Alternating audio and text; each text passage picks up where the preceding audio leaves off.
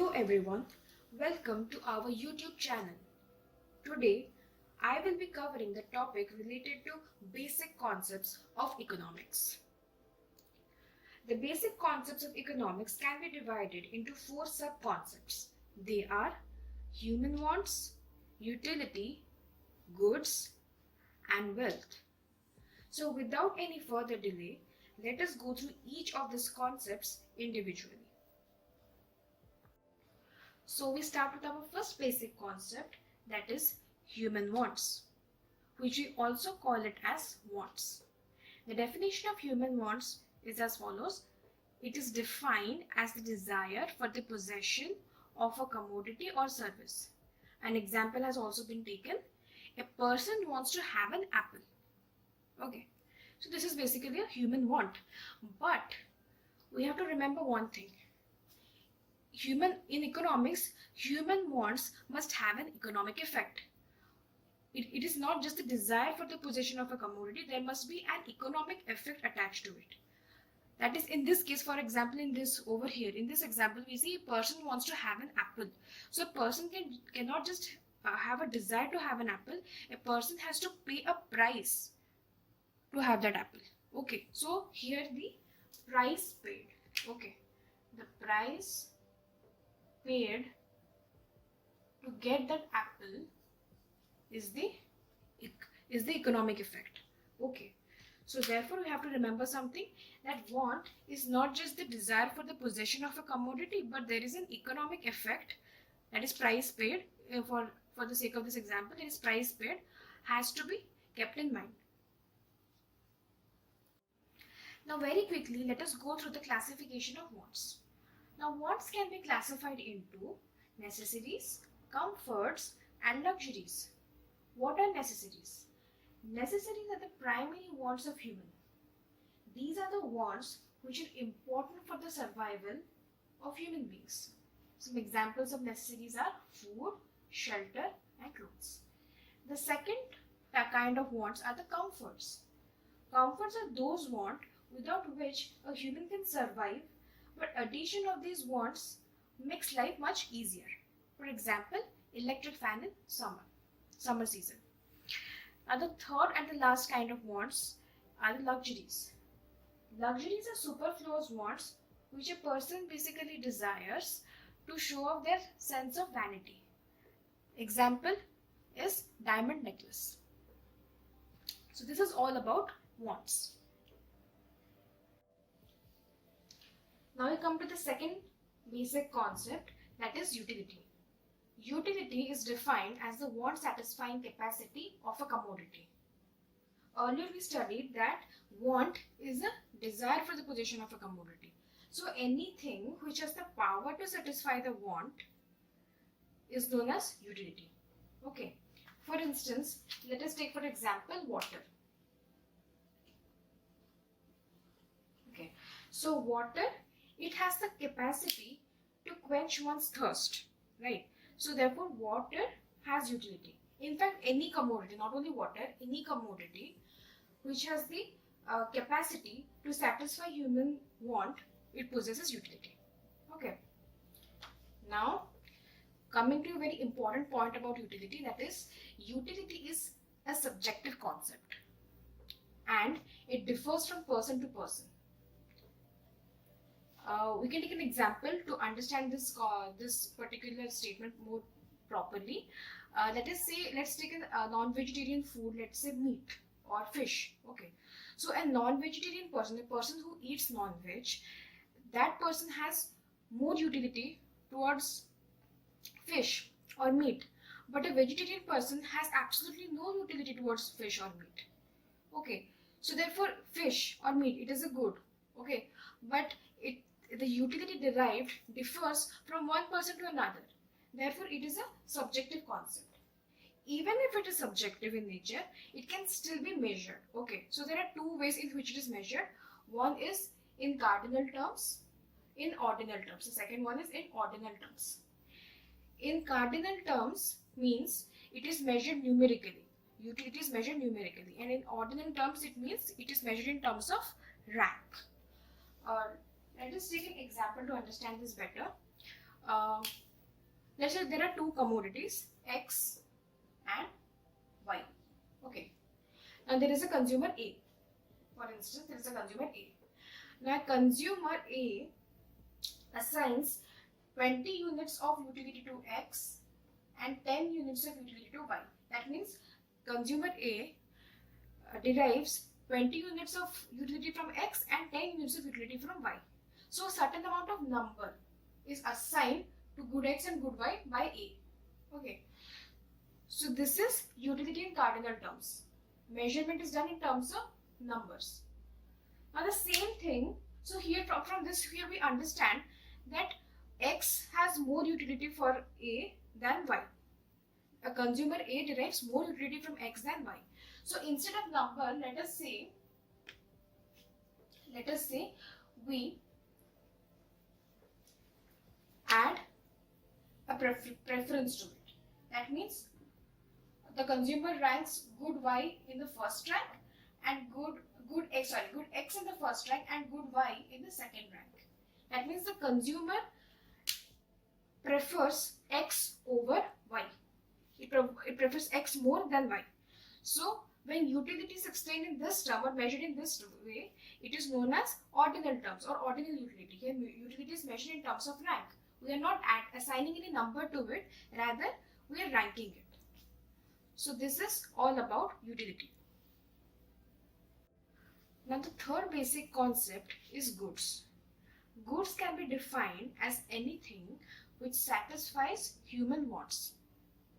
The goods can be classified into material and non-material goods, free goods and economic goods, consumer goods and producer goods, intermediate goods and final goods, and finally public goods and private goods. Let us go through all of this classification one by one, individually. So let's see our first classification of goods, that is material goods and non-material goods. Material goods are those goods which are tangible in nature, which are visible in nature. For example, land, building, furniture, we can see them, right? The second variant is non-material goods. They are intangible in nature. That means they can't be seen. They do not have a physical structure. Okay. For example, services of doctors, teachers, etc.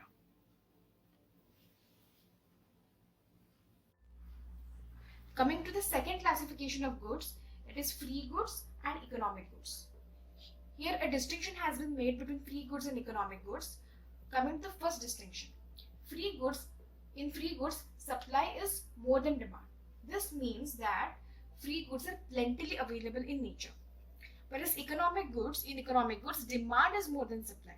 That means economic goods are scarce in nature. They possess scarcity. Now coming to the second distinction, free goods are free gifts of nature, like air in sea beach, water in river.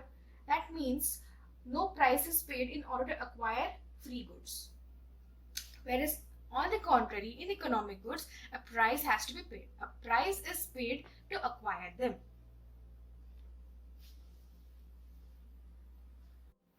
Now the third classification of goods is consumer goods and producer goods. Consumer goods are those goods which directly satisfy human wants. For example, TV, car, bread, clothes, etc. Whereas producer goods are those goods which help in further production of other goods. For example, tools, fertilizers, etc. The distinction between consumer goods and producer goods depend very much upon the way the good has been used. Okay, it depends upon the end use of the good. For example, let's take car. When it is used for domestic purposes, it is a consumer good. But when the same car is used as a taxi, it becomes a producer good. Now the fourth classification of goods is intermediate goods and final goods.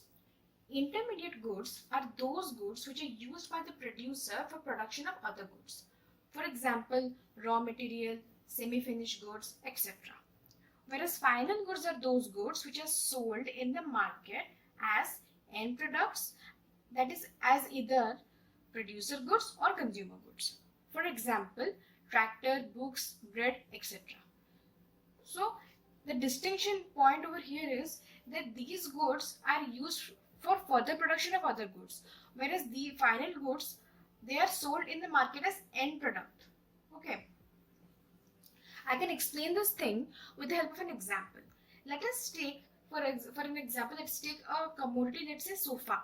Okay, so sofa is a final good, but the things which are utilized in making a sofa, for example, wood, foam, spring, fabric, etc. So those are the raw materials, and these are the intermediate goods. Okay, so these intermediate goods have been used to produce the final good, that is sofa. Okay, now another thing that you must know is in the estimation of national income, final goods, the value of final goods is always computed, but the value of intermediate goods are not included in that in order to avoid double counting. Now the final classification of goods is public goods and private goods.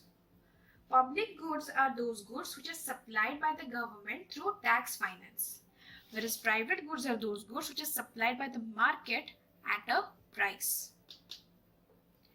Now public goods are non-rival in nature, or their consumption is non-rival in nature.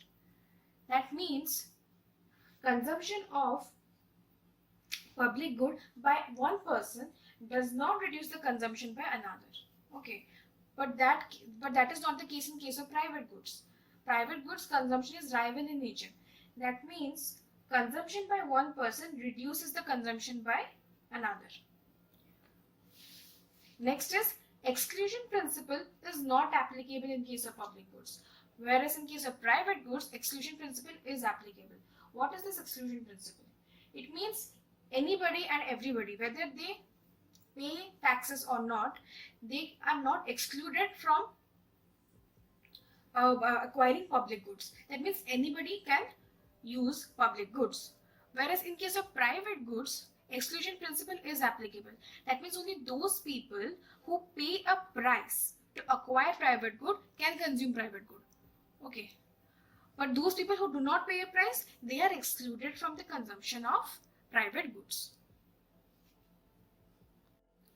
Now the fourth basic concept is wealth. Wealth refers to the stock of goods existing at a given time that has a money value. Okay. Now what are the characteristics of wealth? The characteristics of wealth are utility, scarcity, marketability, and external possession of man. So for any good to be considered as a wealth, it must possess all these four characteristics. Let us go through these characteristics one by one. The first one is utility. Utility, as we have already studied, it is the want satisfying capacity of a commodity. Second one is scarcity. That means scarce in nature, which means the demand for the good must be more than its supply. Okay. Third one is marketability. Marketability is also known as transferability. It means ownership can be transferred. That means the ownership of the good can be transferred from one person to another. For example, house. Its ownership, it can be transferred from one person to another. It is marketable in nature. Okay.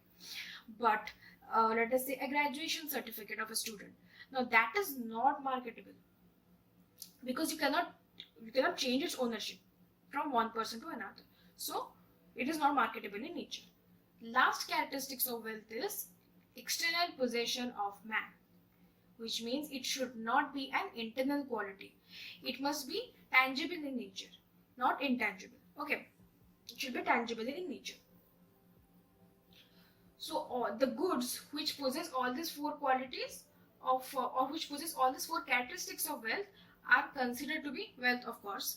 So which good is this? It is actually economic goods, which I have already studied in classification of goods. It is economic goods which is considered as wealth because it possesses utility, it is scarce in nature, it is in fact one of its characteristics. It is marketable and it is an external possession of man. So this is all about the basic concepts of economics. Notes of basic concepts of economics has been provided in our Instagram page Economic Bytes. So go follow the page and study in detail about the basic concepts of economics.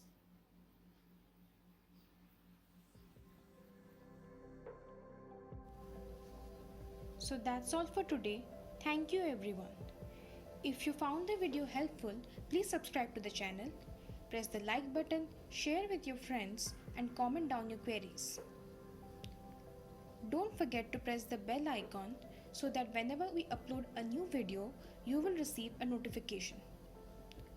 Also, follow Economic Bytes on Instagram to know more such economic topics.